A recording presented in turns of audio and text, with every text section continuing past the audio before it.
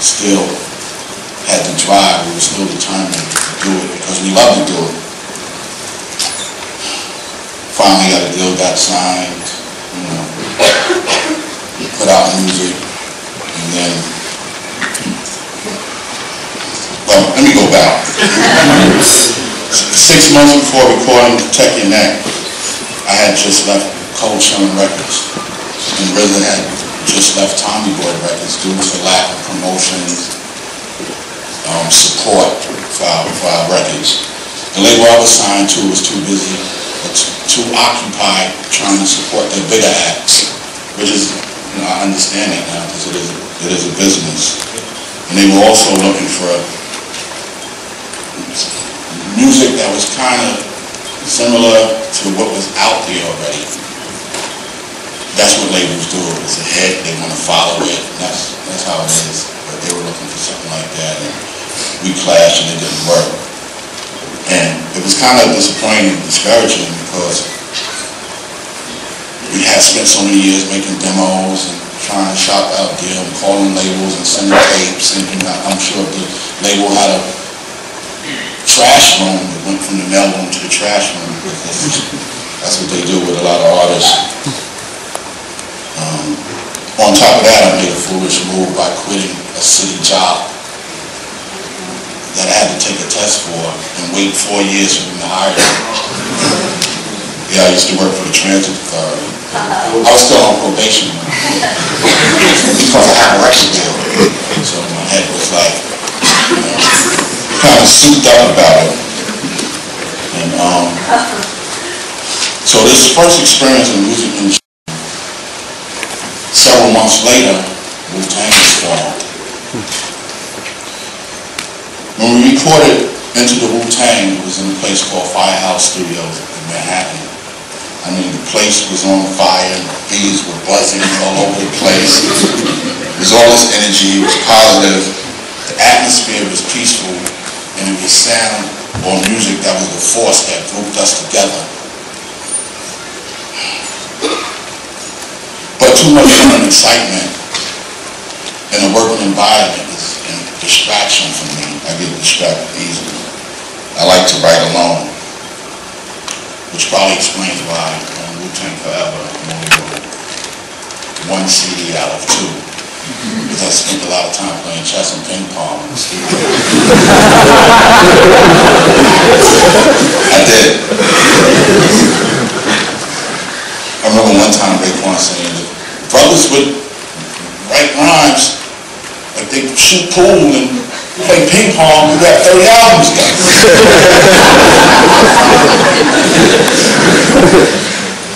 So, as a clan, we might collectively come up with ideas, but then I'll need to get away and formulate my approach and actually put pen to paper. Once I get inspiration, I'll start writing. Inspiration doesn't always come to me in words, but it always comes to me from living beings or objects. That's where I draw my inspiration from. I can get inspiration from a baby learning how to walk, because the key to walking is balance, and so much of what we do in life requires balance. So just from looking at that, I can draw inspiration. I can also get inspiration because it comes as an idea. I can get it from the unique, complex design of the spider web, just from looking at it. And also to know that spider web is 10, 20, 30 times stronger than steel, which some of y'all probably don't know. It makes it more inspiring to know that. So in reality, it is the spider that has inspired me, because I think every being and object within the universe is connected somehow, whether visibly or invisibly. I've seen that in labs, from micro to macro.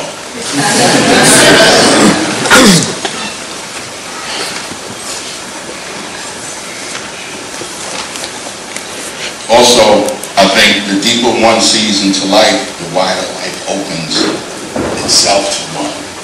You see that from working in the lab. The more you study something, the more you understand it. opens up to. I think to write a story is to create a world of your own.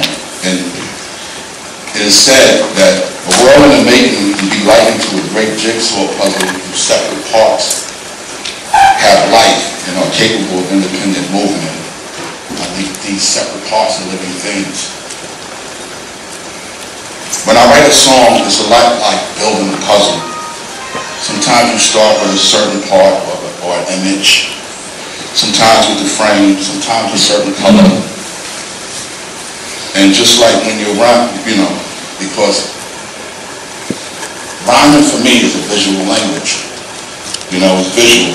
And when I write, not only do I create an atmosphere, but the atmosphere is also created within me. When I write lyrics, I only write from the author's or writer's point of view. I write as a director, I write as a cameraman, because to me what's audible is visible, and what's visible is audible. What I mean by that, if I say the word television, you automatically probably think plasma, flat screen. You may think of the remote control. You may also think of a program you want to see later when you get back home. If I mention the word ashtray, you automatically think of a cigarette. So that which was audible, which came out of my mouth, and became visible in your head, that's something you really have no control over. That's how things work. But that's how it is for me with writing, because these things, we have an influence on each other, our thoughts and ideas can come to you as light or it can come as sound. You can see it or you can hear it. Then you get your visuals. Some composers, they score movies from reading the script, and then some score movies from watching the film. You can do it either way, but they still get to the same destination. Sometimes I can just write straight through once I have a concept. Other times I get ideas in the middle of nowhere and I write down on the nearest piece of paper. Sometimes in the midst of writing, I'll come up with a line that may be the sixth line and not the first. Because this is how it feels to me. This is how it's coming to me. A lot of times artists write, usually whatever they put down on paper is the first line. Sometimes I switch it around, it's a certain way to do it. For me, I just, gather information and put it out there. One thing I wanted to speak about martial arts also, never teach the Wu-Tang secret. Kung Fu. Wu-Tang is a sword style of Kung Fu. And as far as hip-hop, Wu-Tang is a sword style of rhyming. You see, the tongue, which we say is a sword, or symbolic to the sword, when it motion, it produces wind when you're speaking. So, like we say, when you hear whoa, whoa, whoa, whoa, whoa, that's the sword swinging. And when you hear tang, that's it hitting your neck. So you always protect that neck. But, Kung Fu has played a major role throughout the years, or karate or whatever, back in the days of Bruce Lee. It started with Bruce Lee. Enter the Dragon. We would go watch these movies when we were young, and then we would leave the movie theater doing kicks, hitting each other, flipping, that was our superhero. And not only was he good on set, he was good off set. Dudes always challenging. It's like hip-hop.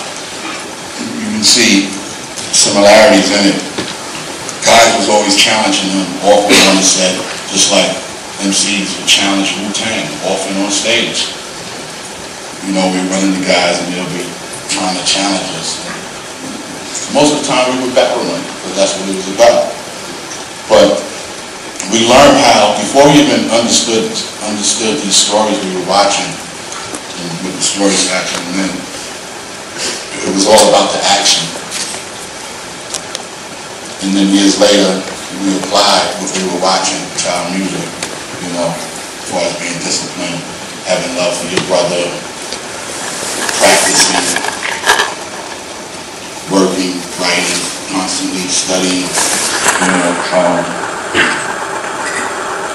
a writer once said, told me, I don't really write a lot. I said, well, you should write every day. That's what I do in my head.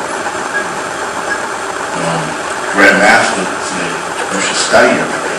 Every day you should study chess. So this thing with martial arts became a big part of our lives from childhood up until when we would go to 42nd Street, which is Times Square, and we would spend probably $250 to $3 to watch 3 movies. We would be in there for 6 hours, probably twice a week. Cutting school.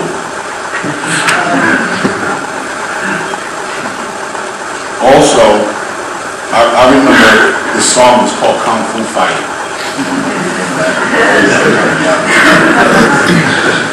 From the old school. It was just, so it was a way of even incorporating karate or Kung Fu into pop culture.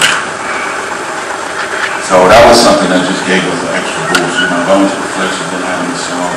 It was like, it was incredible to have that. You know, little boys, they love action heroes, so I'm pretty sure we all grew up having some heroes. So Bruce Lee, Jim Kelly, Jackie Chan, Jet Li, you know, so on and so on.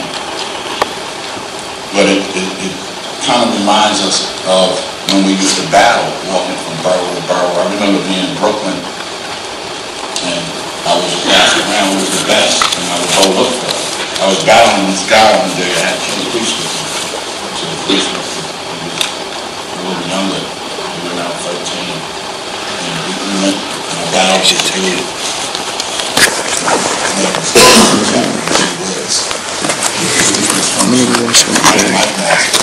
He had this strong voice, you know. I just mean, I'm mature, not as fast as a lot of kids.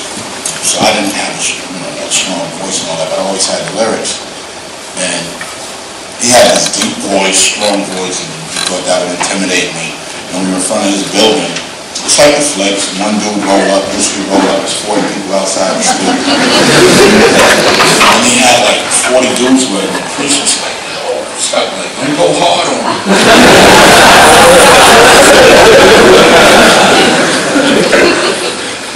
But I didn't care.